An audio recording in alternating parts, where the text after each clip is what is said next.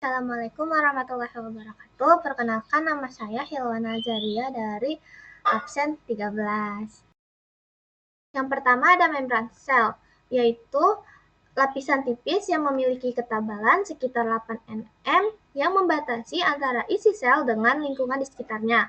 Pada manusia dan hewan terletak di bagian terluar, sedangkan pada tumbuhan dikelilingi oleh dinding sel.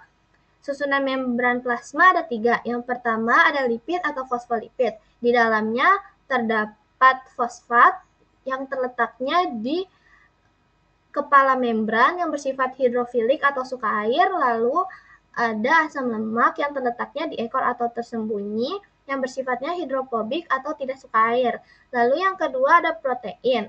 Protein ini memiliki integral yang intrinsik dan juga periferal yang ekstrinsik. Yang terakhir ada karbohidrat. Pada karbohidrat, membran sel tersimpannya di oligosakarida. Kalau menempel secara kovalen pada protein disebutnya glikoprotein, sedangkan menempel secara kovalen pada lipid disebutnya glikolipid. Fungsi dari membran sel yang pertama mengatur keluar masuknya aktivitas dari sel, yang kedua sebagai menjaga keseimbangan dalam sel, dan yang terakhir menjadi reseptor dari sel. Yang kedua ada nukleus yang merupakan bagian paling penting dalam sel yang memiliki diameter 5 nm dan terdapat nukleoplasma sebagai plasma inti dan nukleolus sebagai anak inti dan terdapat genetik berupa benang-benang kromatin. Lalu memiliki fungsi yang pertama mengontrol sintesis protein, mengendalikan proses metabolisme, menyampaikan informasi genetik, dan yang terakhir tempat penggandaan DNA. Yang ketiga, sitoplasma, yang merupakan cairan yang terletak di dalam, di luar, di inti, dan juga organel sel. Sitoplasma berbentuk cairan jernih yang mengandung nutrien, ion-ion, garam, dan molekul organik. Berfungsi sebagai tempat penyimpanan sel, memungkinkan terjadinya pergerakan sel, tempat molekul-molekul organik, dan juga proses terjadinya metabolisme sel.